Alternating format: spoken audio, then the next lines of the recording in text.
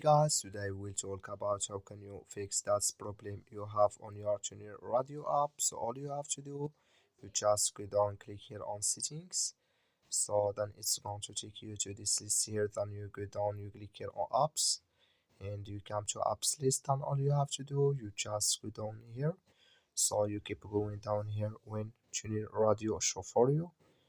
So you go down here when it's going to show for you, you click on it, then it's going to take you to this list. You click here on force stop and you click on OK.